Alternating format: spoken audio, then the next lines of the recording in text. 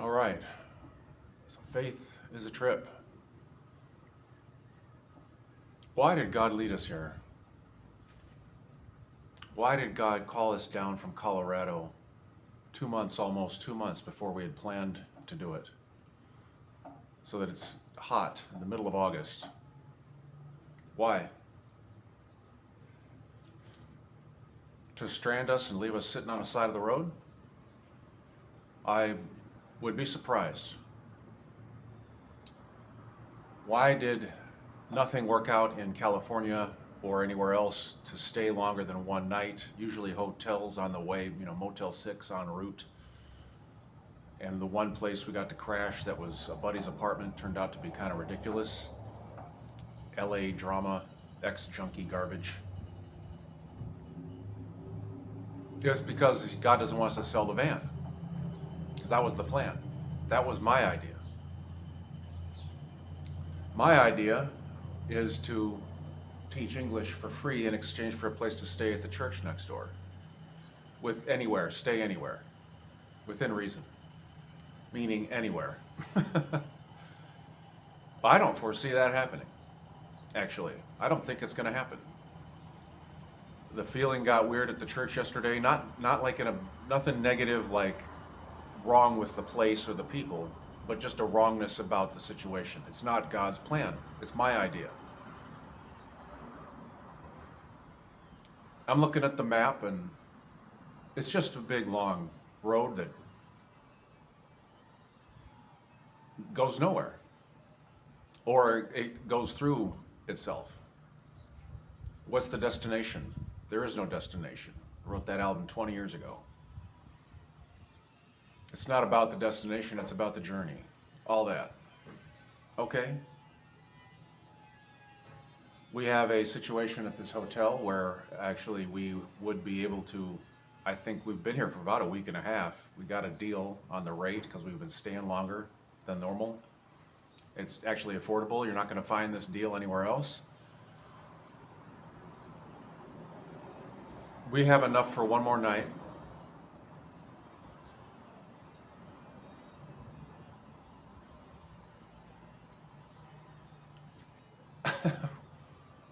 I looked at the map.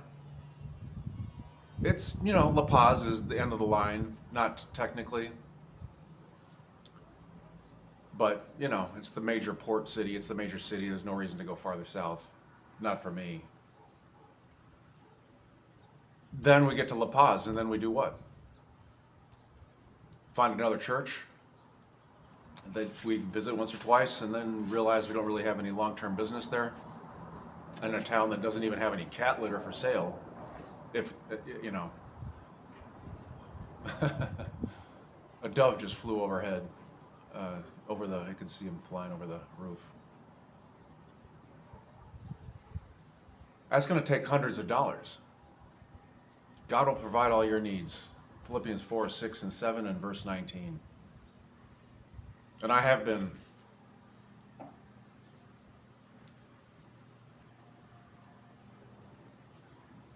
Because I'm not doing the van thing in the sun with Louis. I'm not doing that.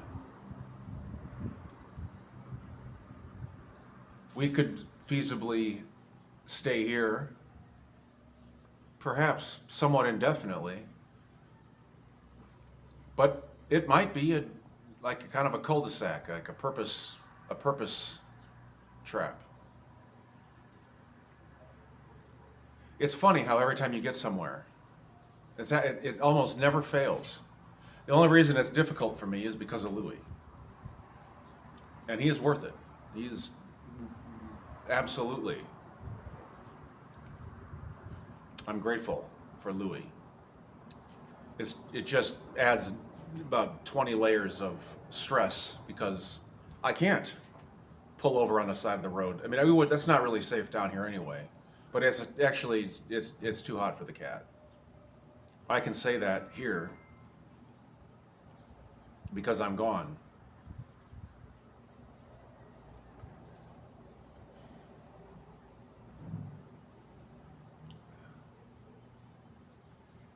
I have never made a single dime off of Facebook I deleted people 10 years ago. I would delete people off of it just to kind of embrace my own indifference toward it. It doesn't do any good.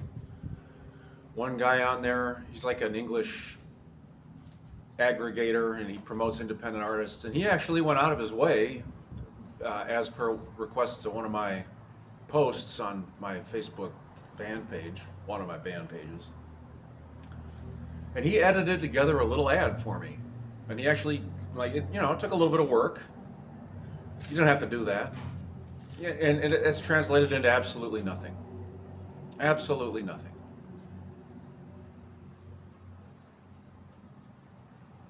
And I look at online English teaching, and I think I'd be better doing it in person, in a room, with a whiteboard and pieces of typing paper handed out to people who aren't paying me. Payoneer requires some kind of, it's like, it's just these apps don't work. They don't let you, they don't accept, oh, that the image is too blurry. And I'm like, well, it's your, the address doesn't, isn't the same on your bank account it is on your ID. I'm like, yeah, of course it's not. The address? What's an address, right? I don't have any, I got friends, but I don't have any support back home. I don't have any infrastructure back there. Is God abandoning us?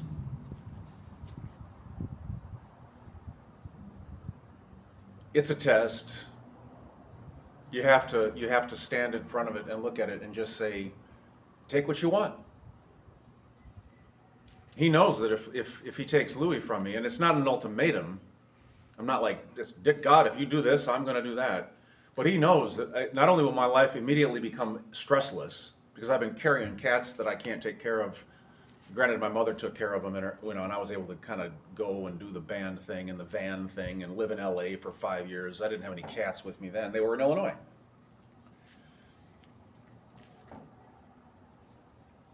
And I'm not going to care about any of this. I'm not going to like maintain, I'm not going to be worried about, I'm just going to be like, well, I guess I don't have any money for gas. We're just going to walk until we fall down or get picked up by somebody to take us hitchhiking, or God forbid a cop or something. You'll run into them.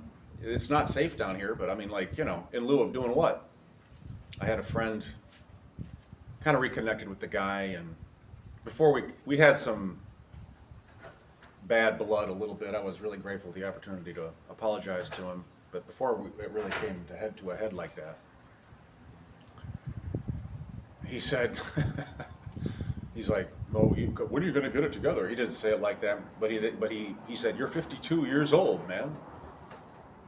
And the way he said it was clear that he's like, why do you? And I'm just like, yeah, I am 52 years old. Why would I waste another 20 years on trying to explain myself? It's a complete waste of time. Obviously, I've spent decades, to the point that the United States actually feels small to me.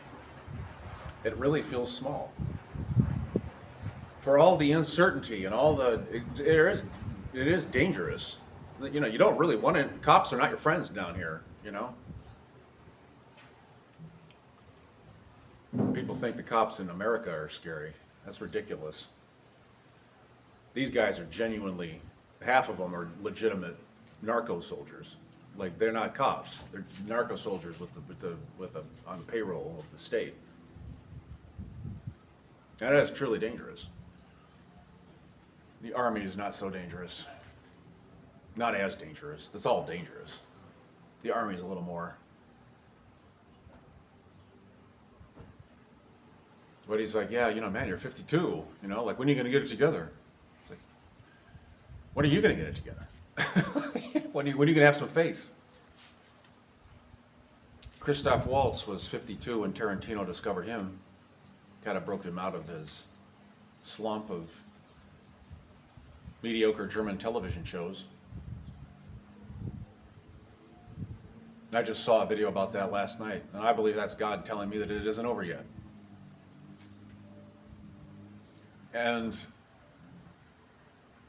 so we could stay here for a cheap rate, We don't have enough money for any more than one more night.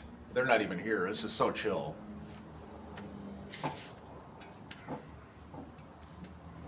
Like it's after checkout time and we'll be all right. And then tomorrow, I mean, I'm not going to maintain my presence on these social media apps that don't pay me anything for the amusement of people who think that what I do isn't worthy of being compensated. I don't want to get into all that, but you know, it doesn't breed interest in the approval of people who blah, blah, blah, all that. What are we doing?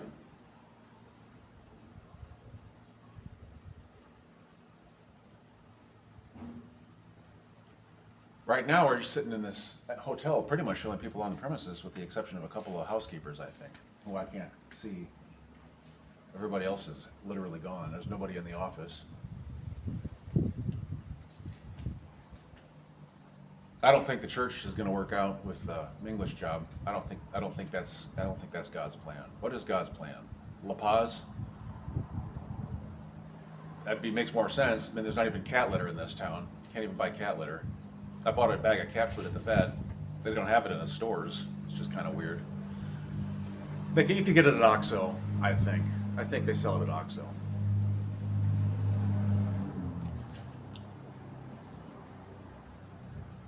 And the bag of cat food from the vet is like a plastic bag that was obviously wrapped post market, whatever. Somebody took a big bag and made it into smaller bags, and it was written on with a Sharpie on the plastic. Like, not just a shopping bag tied up, but it was sealed and all that, but obviously done somebody here somewhere. And written in the Sharpie, gatos adultos, adult cats. And it was cheap. I hope he likes it. We don't really have a choice.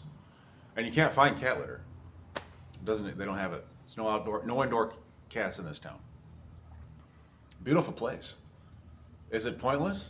Am I just sitting here because I can't leave? That's been the case multiple times in my life. It's always been a good thing in the long run. It's always proven itself to be a good thing.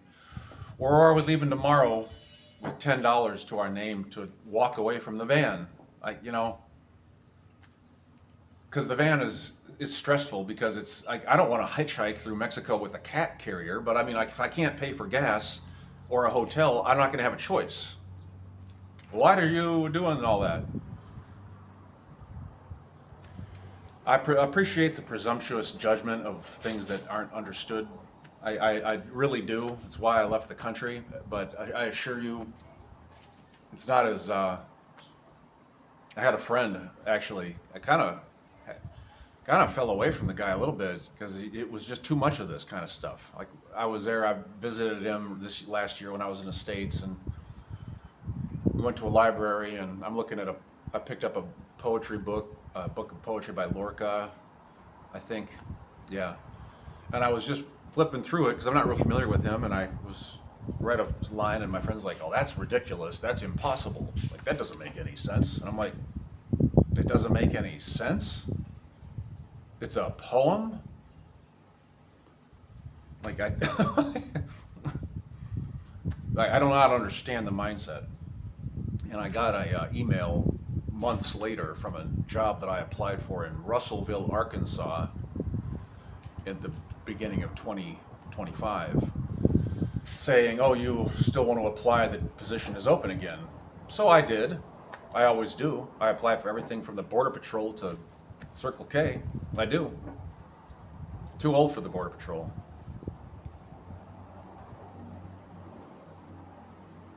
Just, you got to do something, right? Like, you got to do something, right?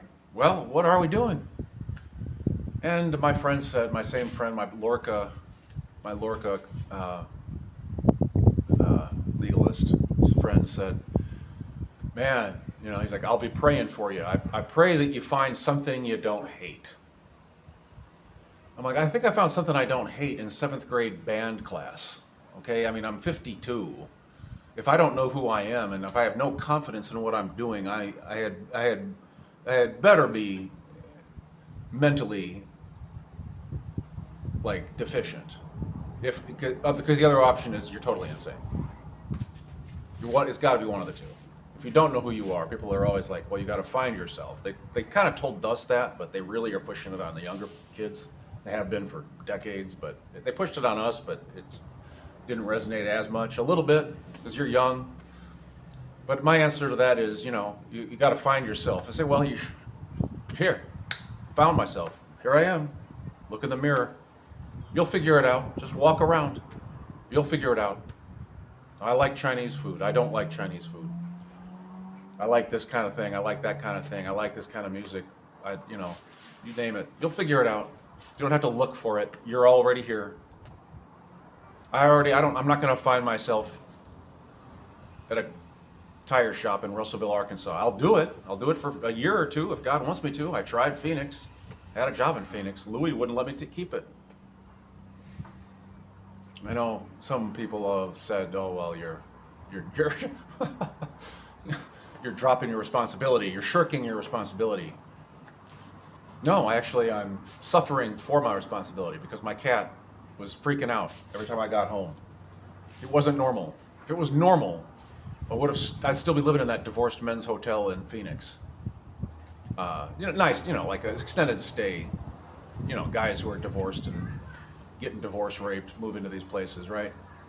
And it wasn't just dudes, obviously, but anybody can live there. But I'd still be living there if Louis was normal. If he was like, oh, okay, Daddy's coming home again, and we're living in a boring apartment, but it's secure, and we're paying the bills, and yeah, I would still be working there. I liked the job, great coworkers.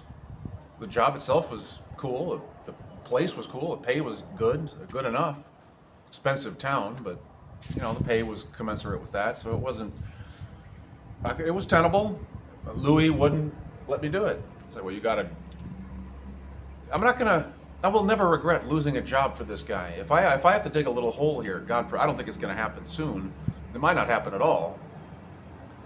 I'm never gonna regret losing a warehouse job in Phoenix, Arizona, so that my charge doesn't have abandonment issues every single day of his life and living in a state of panic because he's going blind and doesn't know where he is and is freaking out. And 3 weeks of living in the same place is just not working out. It wasn't like it happened in one day. We spent a week in this hovel in Mesa that was legitimately tiny, and that was genuinely freaky because he was actually so nervous that he was sleeping in his litter box, which is a bad sign. So we moved into that divorced men's hotel, and even that wasn't any good. And I started coming home from work early. Like, I gotta go home. Like, I only took this job because I thought my cat hated living in the van. Is God gonna leave us sitting on the side of the road on Highway 1, southbound on the way from Tijuana to La Paz, so that we can hitchhike to a ferry that we can't pay for to get a teaching job that he doesn't want us to have? What does God want us to do? And why do you presume to speak for him? Because you have money.